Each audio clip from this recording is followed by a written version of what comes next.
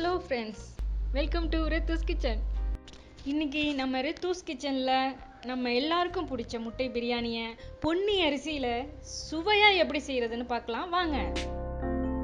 முதல்ல 2.5 கப் பொன்னி அரிசி எடுத்து களைஞ்சி கழுவி தண்ணியை வடித்து வச்சுக்கணும். 2.5 கப் அரிசி 4 பேர் சாப்பிட்ற அளவுக்கு போதுமானது.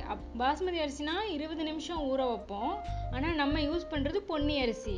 ஸோ 2 மணி நேரம் ஊறினா தான் பிரியாணி பொல பொலன்னு ஒட்டாமல் பதமாக வரும். அப்புறம் அரிசி எடுத்த அதே அளவு கப்பில் 2 மடங்கு தண்ணி ஊற்றி 2 மணி நேரம் ஊற வைக்கணும். அதாவது 2.5 கப் அரிசிக்கு 5 கப் தண்ணி. தண்ணி கூட போனால் பிரியாணி பதமாக வராது. ஸோ சரியான அளவில் தண்ணி ஊற்றி ஊற வைக்கணும்.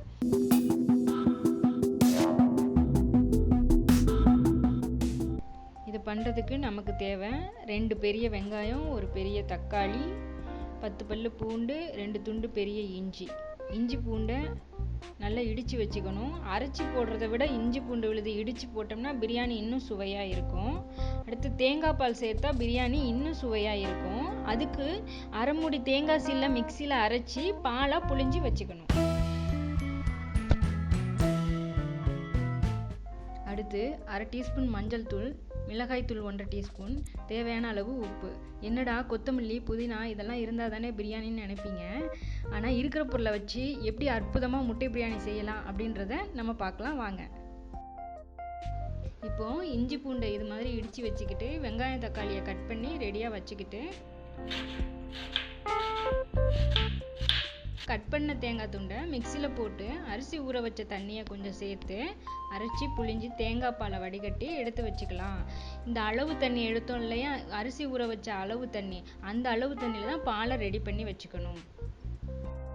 இப்போ ஒரு பேனில் 1 டீஸ்பூன் எண்ணெய் விட்டு எண்ணெய் காஞ்சதும் 1/4 டீஸ்பூன் மஞ்சள், 1/4 டீஸ்பூன் மிளகாய்த்தூள், கொஞ்சம் உப்பு போட்டு அவிச்சு உரிச்சு எடுத்த முட்டையை மசாலா செய்கிறதுக்காக இது மாதிரி கீறி பேனில் போட்டு 2 நிமிஷம் ஃப்ரை பண்ணி தனியாக எடுத்து வச்சுக்கணும்.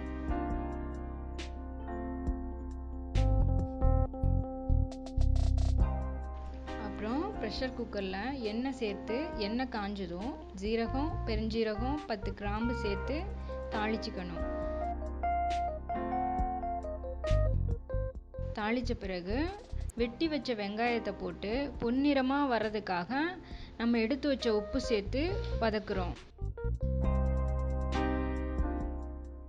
அது கூடவே 1 டீஸ்பூன் ஏலக்காய் பொடி சேர்த்து வதக்குறோம். ஏலக்காய் பொடி எதுக்காக போடுறோன்னா நல்ல பிரியாணியோட வாசனை அதிகமாக தூக்கலாக இருக்கும். வெங்காயம் பொன்னிறமாக வந்ததும் இஞ்சி பூண்டு விழுது போட்டு வதக்கணும். அப்புறம் தக்காளி சேர்த்து வதக்கணும். அப்புறம் எடுத்து வச்ச மஞ்சள் தூள், மிளகாய் தூள் சேர்த்து கூடவே தயிரும் சேர்த்து வதக்கிக்கணும்.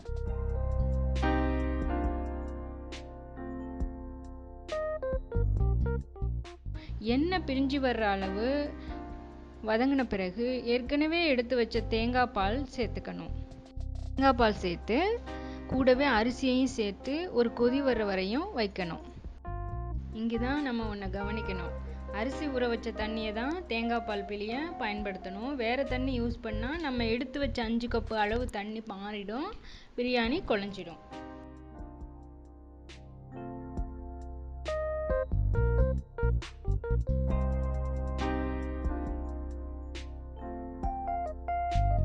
ஒரு கொதி வந்ததும் உப்பு காரம்லாம் கரெக்டாக இருக்கான்னு செக் பண்ணிக்கலாம்.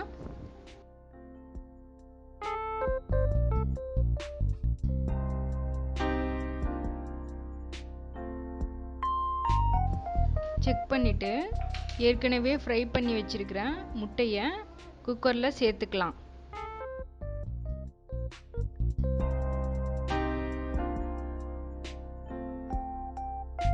அவ்வளோதான். இப்போ குக்கரை மூடி வச்சு வெயிட் போட்டுட்டு ஒரு விசில் வர்ற வரையும் வெயிட் பண்ணலாம்.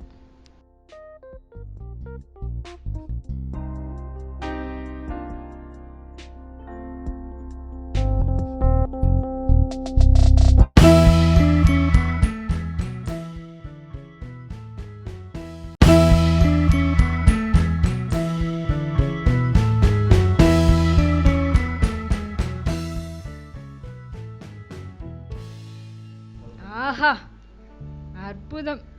கம கமன்னு பொல பொலன்னு வந்திருக்கு.